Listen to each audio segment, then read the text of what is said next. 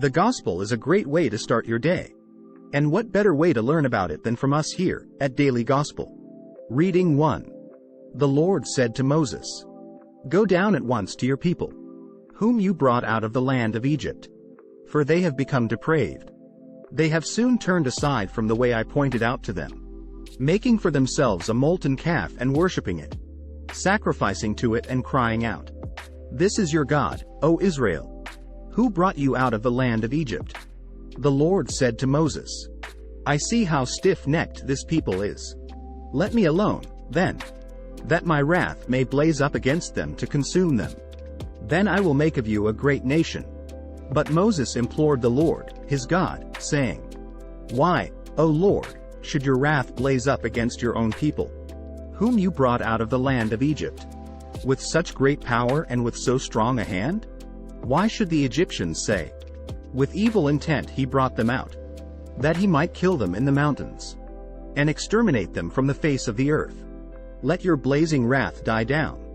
Relent in punishing your people. Remember your servants Abraham, Isaac and Israel, and how you swore to them by your own self, saying, I will make your descendants as numerous as the stars in the sky, and all this land that I promised, I will give your descendants as their perpetual heritage.' So the Lord relented in the punishment he had threatened to inflict on his people. Responsorial Song. Remember us, O Lord, as you favor your people. Our fathers made a calf in Horeb, and adored a molten image. They exchanged their glory for the image of a grass-eating bullock. Remember us, O Lord, as you favor your people.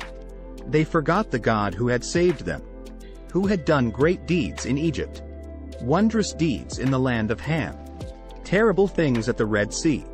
Remember us, O Lord, as you favor your people. Then he spoke of exterminating them.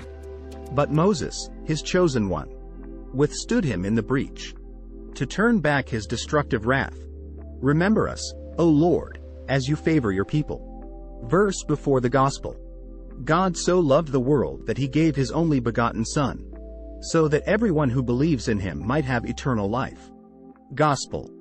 Jesus said to the Jews, "If I testify on my own behalf, my testimony is not true. But there is another who testifies on my behalf. And I know that the testimony he gives on my behalf is true.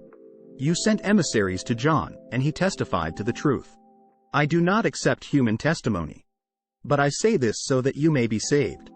He was a burning and shining lamp. And for a while you were content to rejoice in his light. But I have testimony greater than John's, the works that the Father gave me to accomplish. These works that I perform testify on my behalf, that the Father has sent me. Moreover, the Father who sent me has testified on my behalf. But you have never heard his voice nor seen his form.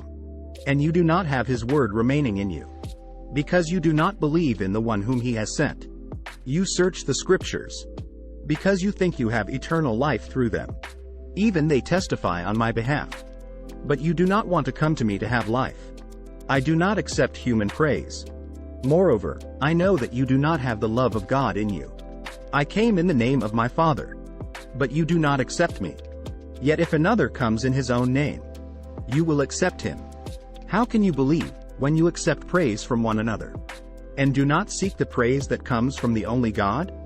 Do not think that I will accuse you before the Father. The one who will accuse you is Moses, in whom you have placed your hope.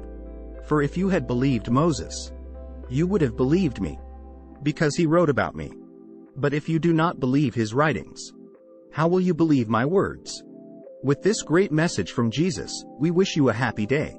Remember to subscribe and like, so we can continue making these videos. Share this video with everyone you think would love to hear and see this message from Jesus. We look forward to seeing you tomorrow on the Daily Gospel channel.